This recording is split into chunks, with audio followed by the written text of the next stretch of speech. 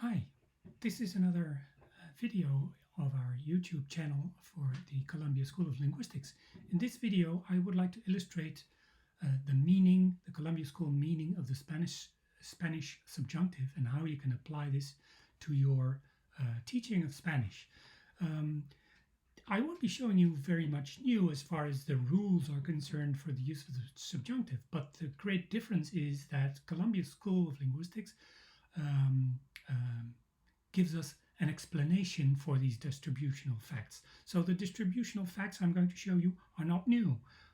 You will be seeing similar rules as the rules you know in the grammar books. But again, so first I will show you what the meaning of subjunctive is according to Columbia School, and then I will show you how we can eventually apply this to grammar books of Spanish. So let me first go to the meaning of subjunctive and indicative in Columbia School theory. Subjunctive and indicative are part of a system that signals the relevance of events. Now, the indicative signals an event, whereas the subjunctive, according to Columbia School theory, signals event questioned. Now, how can these basic meanings be taught to students of Spanish? Of course, if you teach them that subjunctive signals event question, of course, that doesn't provide any thumb rule, any usage-based rule that a student can apply.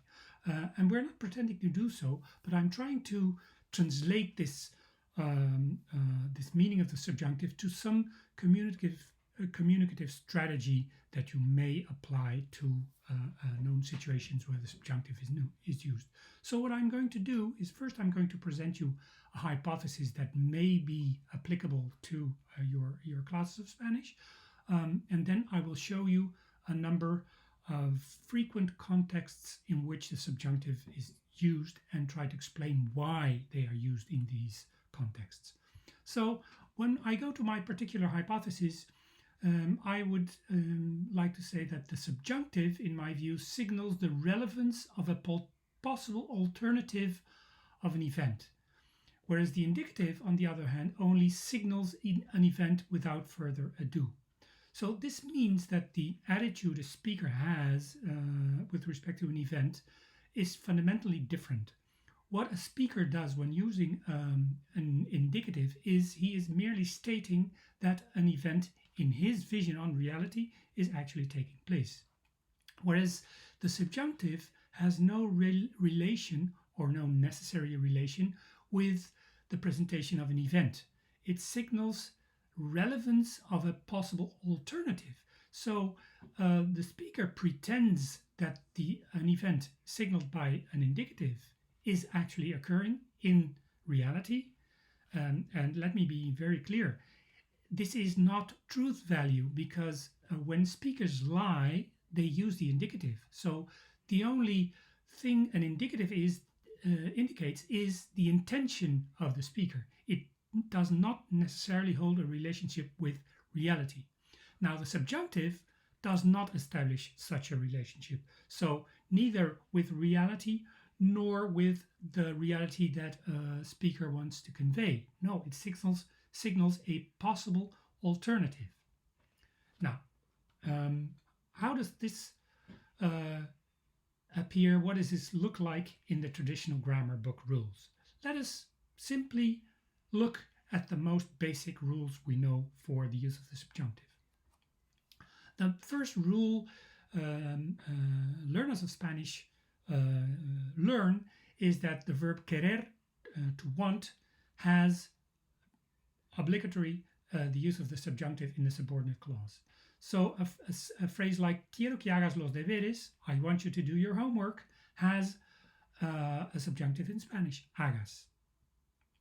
Now, in a situation where you pronounce a phrase like this, quiero que hagas los deberes, usually is a situation in which the person that is supposed to do his homework is actually not doing the homework. So that is the alternative. The person is not doing his homework, his or her homework. And since this is relevant, this is pronounced this way. So the speaker is saying, well, I'm actually seeing or supposing that you're not doing your homework and I want you to do so. So this is a real relevance of an alternative event, not doing your homework. So this explains basically, this is of course the case in all situations in which you use querer.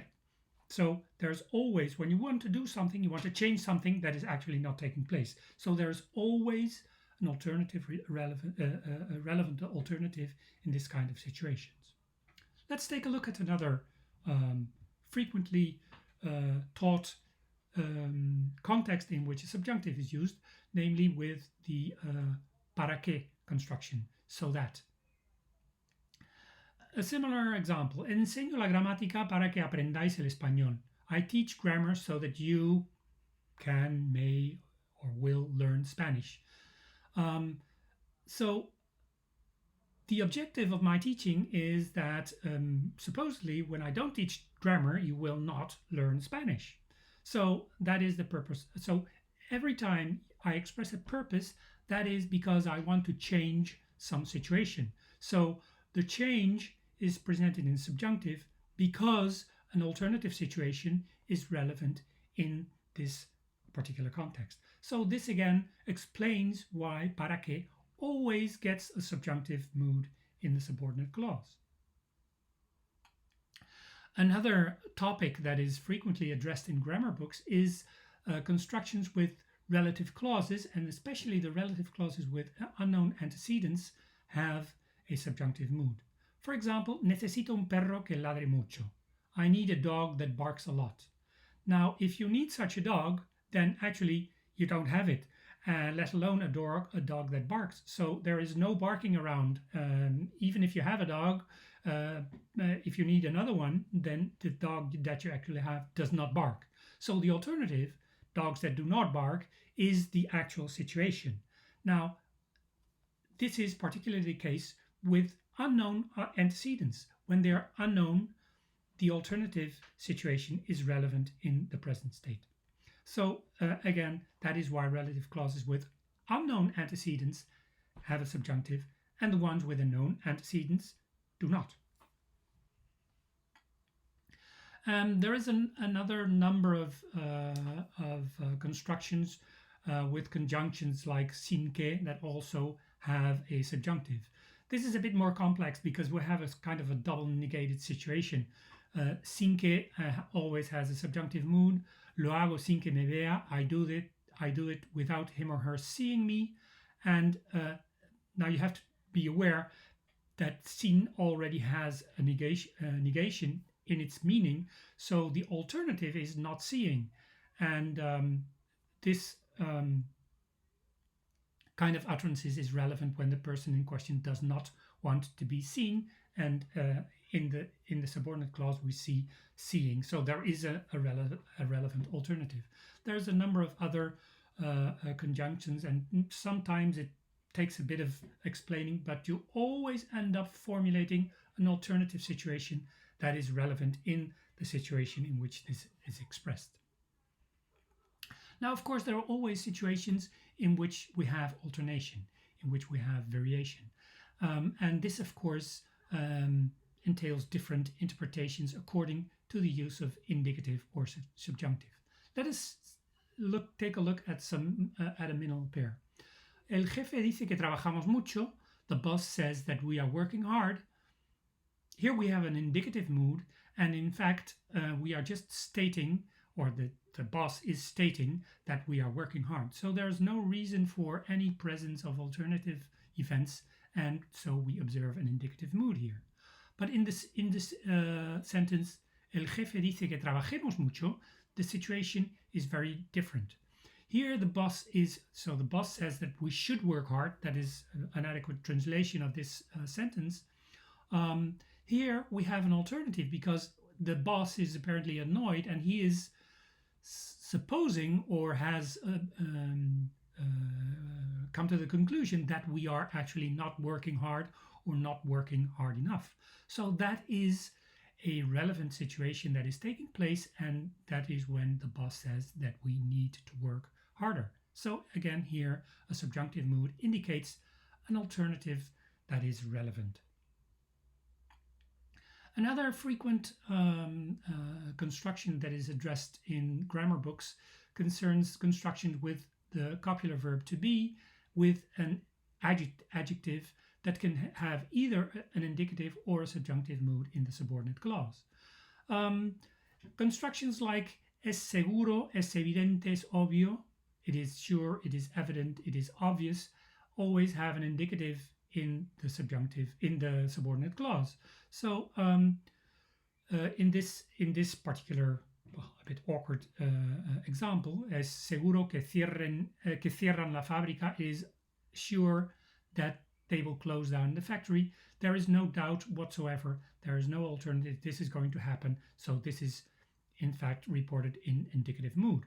But in situations where we use constructions like es deseable, es probable, es posible, es necesario, es importante, or es dudoso, it is desirable, probable, possible, necessary, important, there we always have some space, some room for alternatives. When you say something is desirable, well, then you are seriously taking into account that although it is desirable, it is actually not taking place. Many things happen or do not happen which are in fact necessary or important. So the alternative is still relevant in the context.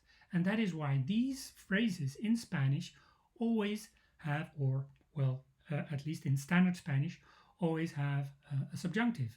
And I'm aware of the fact that in modern Spanish, in Latin American Spanish, it is not always the case that this always has a subjunctive. It would be a nice topic for research. As a last category, and this is a category that is always very awkward for speakers of Germanic languages, many grammar books state that emotions generally provoke a subjunctive mood in the subordinate clause. Now, the puzzling thing about this connection between emotion and subjunctive mood for Germanic speakers of Germanic languages is that in reality we actually see that the event expressed in subjunctive is actually taking place. So this always puzzles people because there is no doubt that the event. Well, let's take a look at the example. The example says, "Que lástima que mi nuevo coche sea gris." What a pity that my new car is gray. And to surprise of speakers of English or speakers of Dutch, this is in subjunctive mood. And at the same time, we are seeing that the car is in fact gray. Now, this is because the subjunctive doesn't really tell you about reality, or at least the vision on reality. No, what a subjunctive tells you is that there are possible alternatives. And when a speaker expresses his or her emotion on a certain event, that is because this speaker realizes that things could very well have been different. So a person that regrets the color of his second-hand car is probably thinking not of a gray car, but of a red car or a yellow car. So the alternative is not present in reality. The alternative is present in the minds of speakers. And of course, it is the mind of the speaker that counts. And sometimes, so the mind of the speaker determines the use of indicative or subjunctive mood. And sometimes we see that the mind of speakers coincides with reality, and in other such situations it does not. So that is the explanation why expressions of emotion generally have subjunctive mood in standard Spanish in the subordinate clause. I'm also aware of the fact that this is also changing in many varieties of Spanish and would be a nice topic for future investigations. So also the second example, me gusta que hayas venido, I'm happy that you've come, is because the speaker is aware of the fact that this visitor might not have come. So this speaker takes into the consideration that this possibility also exists, and that is why it says, he or she says, me gusta que hayas venido. Now, to close this small class on the functional message of a subjunctive mood, I give you an example that I used to use in classes, and it was an example that, in fact, startled me a bit. This was about the World Cup of skiing in 1995, already 25 years ago, when they were supposed to take place in Sierra Nevada in Spain, and it had a photo in El País with the tracks of Sierra Nevada, and it said the title of the photo said Imagen del viernes 20 en las pistas de Sierra Nevada, Granada, donde está previsto que se celebren en subjunctive mood los mundiales de esquí este año. So it's an image of the tracks of Sierra Nevada where the World Cup of skiing is supposed to take place, and is supposed to take place indicates that they actually did not take place. There was no snow whatsoever, so they couldn't take place. And this image clearly shows the relevance of the alternative situation, namely that there's not going to be any skiing, or there was not going to be any skiing in that particular year. They did take place the year afterwards when there was enough snow. So with this last example, I would like to close this little, finish this little lecture on the use of subjunctive mood and its application to classes of Spanish. So thank you for your attention, and hope to see you in the next video.